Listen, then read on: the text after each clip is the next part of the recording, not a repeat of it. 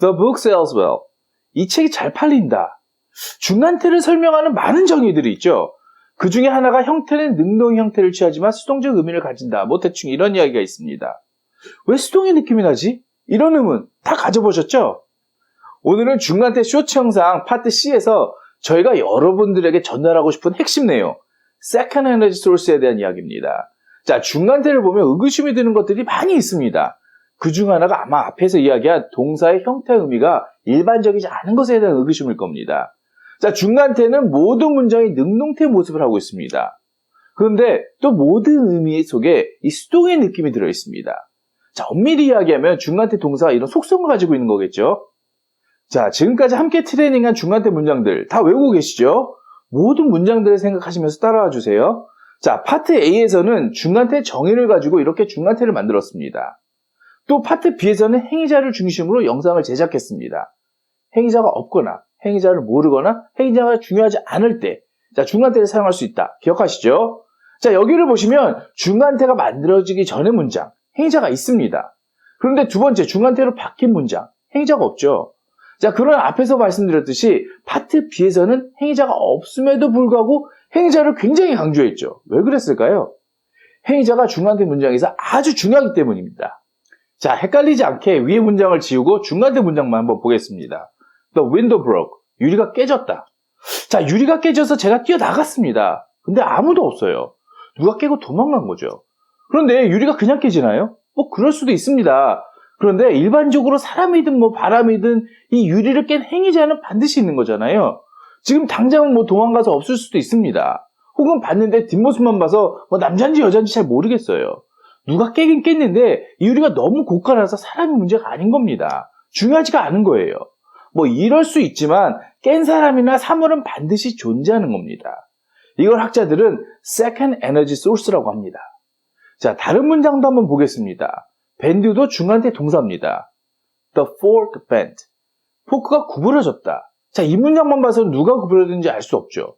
그러나 포크가 절대로 혼자 구부러질 수는 없습니다. 그래서 반드시 누군가 혹은 어떤 힘에 의해서 구부러진 겁니다. 행위자가 당장은 뭐 없을 수 있지만 이 포크를 구부리는 어떤 힘이 반드시 존재했다는 사실, 우리가 느끼는 겁니다. 자, 주어 포크 외에 제2의 어떤 힘이 존재했다는 거죠.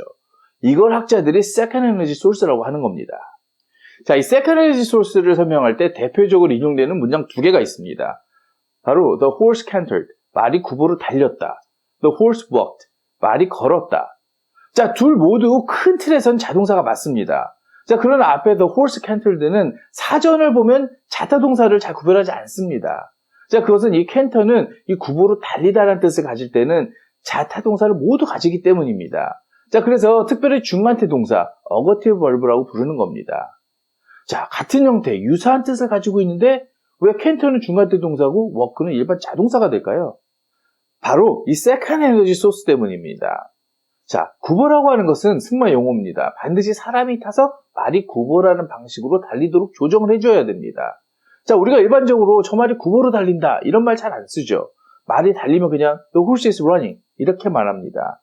자, 그런데 말이 구보로 달린다라는 것은 말 위에 기승자가 있다라는 것을 의미하는 겁니다.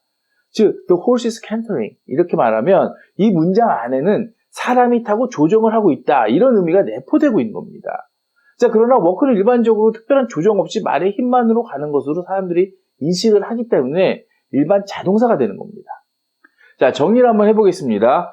중간태가 모습은 능동의 모습을 하고 있지만 수동적 의미로 느껴지는 건 모든 중간태 문장 안에는 Second Energy Source, 즉 주어 외에 제2의 힘이 존재하기 때문입니다. 그리고 중간태 동사들은 큰 틀에선 자동사지만 자동사와 다른 이유 또한 바로 이 Second Energy Source 때문입니다. 자, he comes, she comes. 그가 오는데, 그녀가 오는데 모두가 떠미나요? 누가 끄나요? 주어 이외에 어떠한 힘도 이 자동사에는 존재하지 않습니다. 그런데 중간태 동사는 반드시 주어 외의 힘이 존재하죠. 지금까지 배운 모든 중간태 문장들 한번 살펴보세요. 자, 그리고 앞으로 파트 C에서는 이 부분에 주의를 기울이면서 함께 트레이닝 해야 합니다. 자, 지금까지 함께 트레이닝한 중간태 문장들 뭐 다 외우고 계시죠? 외우시지 않으면 체화되지 않습니다. 자, 문장을 외우지 않으면 이 문장들이 표현하는 상황을 제대로 체화할 수 없기 때문에 원어민들처럼 구사할 수가 없는 겁니다. 뭐 사람들은 뭐 간혹 이런 이야기들 많이 하죠. 주사를 해보니까 뭐 20번을 외우면 외워진다. 뭐 100번을 외우면 외워진다. 뭐 떠듬떠듬 외우는 지겠죠. 그러나 언어는 뭐 대충 이해하고 외운다고 되는 게 아닙니다.